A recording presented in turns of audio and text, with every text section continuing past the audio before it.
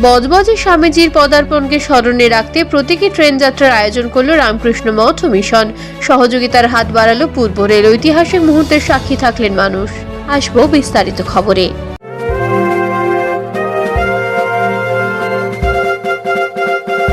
তেরা পোশাকের ঠিকানা তো একটাই, রামকৃষ্ণের 1 থেকে 4 তলাটায়। DK cafeteria and restaurant. এখানে cake, patties, chocolate, ice cream, Indian ও চাইনিজ খাবার পাবেন। কালীপুর ওরিয়েন্ট মোড়, 9334371115। উত্তর বজবজে রাত্রিবাস করার সমস্যার সমাধানে অত্যন্ত সুলভে ঘর আর অ্যাটাচ বাথরুম সহ ঘোষবিলা। বিভিন্ন অনুষ্ঠানে ব্যাংকুয়েট হল ভাড়া দেওয়া হয়। যোগাযোগ 9231433706। সুস্বাদু জিভে জলানা খাবার মানে দারুণ delights. Cake, patties, chocolate, ice cream, pastry পাবেন আমাদের কাউন্টারে, যা নিজস্ব কারখানায় তৈরি। পূজালী ওরিয়েন্ট মোড়, বজবজ, বোকপাড়ি। নতুন ফ্র্যাঞ্চাইজি নিতে যোগাযোগ করুন 9334371115। 1897 সালে শিকাগো ধর্ম সম্মেলন থেকে ফেরার পথে ভারতের মাটিতে প্রথম বজবজে পদার্পণ করেছিলেন স্বামী বিবেকানন্দ। এই ঐতিহাসিক ঘটনাকে স্মরণ করে আজ কোমাগাতামারু বজবজ স্টেশনে অনুষ্ঠিত হলো প্রতীকী ট্রেন যাত্রা। মোম্বাসা নামক জাহাজে এসে স্বামীজি বজবজে পৌঁছন এবং সেখান থেকে পুরনো রেল স্টেশন হয়ে ট্রেনে শিয়ালদহ রওনা দেন। পরে যান আলমবাজার মঠে। দীর্ঘদিন ইতিহাসে তার আগমনস্থল হিসেবে খিদিরপুরের উল্লেখ থাকলেও স্থানীয় ইতিহাস গবেষক প্রয়াত গণেশ ঘোষ নথি প্রমাণের মাধ্যমে বজবজে স্বামীজির আগমনের প্রমাণ দেন। তাঁর আবিষ্কারকে স্বীকৃতি দেন রামকৃষ্ণ মিশন ইনস্টিটিউট অফ কালচারের তৎকালীন সম্পাদক স্বামী লোকেশানন্দ।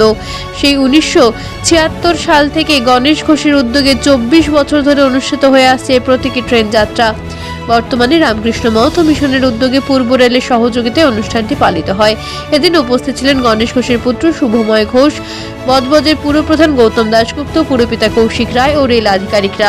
বজবজের লোকেরা জানতোই না যে স্বামীজি বজবজে নেমে শিয়ালদা গেছিলেন।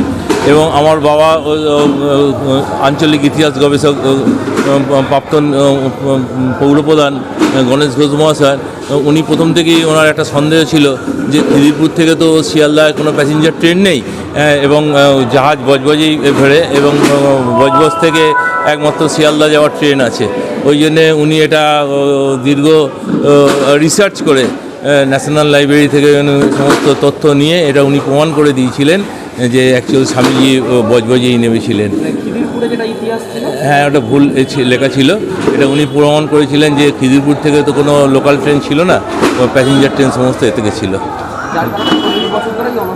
হ্যাঁ, ওনার হাত ধরে অনুষ্ঠান শুরু হয় এবং দীর্ঘদিন ধরে অনুষ্ঠান চলছে। এটা তো একটা অত্যন্ত আনন্দের এবং গর্বের দিন যে স্বামী বিবেকানন্দ তিনি বজবজে পদার্পণ করেছিলেন। বজবজের মাটি স্বামীজির পদস্পর্শ ধন্য। এটা তো আমাদের কত গৌরবের, তা বলে বোঝানো যাবে না। কিন্তু আমরা ঠিক এখনো পর্যন্ত সেইভাবে যে বজবজবাসী এই বিষয়ে এগিয়ে আসবে বা তারা অনুষ্ঠানে অত্যন্ত উপস্থিত থাকবে, সেটা যেন কেন জানি না এখনো পর্যন্ত সেভাবে যেন পূর্ণতা প্রাপ্তি হয়নি। একটা ঐতিহাসিক ঘটনা। স্বামীজি শিকাগো মহাধর্ম সম্মেলন থেকে বিশ্ব বিজয় করে তিনি ভারতে ফিরে, তখন তো জাহাজে করে যাতায়াত, মাদ্রাজ থেকে মোম্বাসা জাহাজে তিনি বজবজে আসেন এবং রাত্রি যাপন করেন জাহাজে। তারপর বজবজ যে ওল্ড রেলওয়ে স্টেশন, সেই স্টেশনে প্ল্যাটফর্মে ওয়েটিং রুমে তিনি ওয়েট করেন। তারপর ওখান থেকে ট্রেন যুগে শিয়ালদা যান, তারপর আলমবাজার মঠে যান। এবং এই তথ্য প্রথমে ইতিহাসে ছিল না। ইতিহাসে ছিল স্বামীজি এসে খিদিরপুরে অবতরণ করেছেন।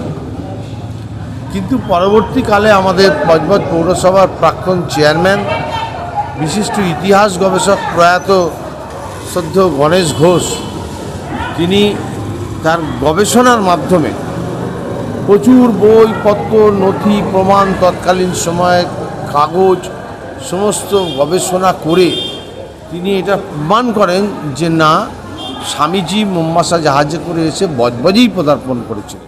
নেপথ্য ভাষ্যে ডোনা জানার সঙ্গে বজবজ থেকে ঋত্বিক দাসের রিপোর্ট, বার্তা এখন। তেরা পোশাকের ঠিকানা তো একটাই, রামকৃষ্ণের 1 থেকে 4 তলাটায়। DK cafeteria and restaurant. এখানে cake, patties, chocolate, ice cream, Indian ও চাইনিজ খাবার পাবেন। কালীপুর ওরিয়েন্ট মোড়, 9334371115।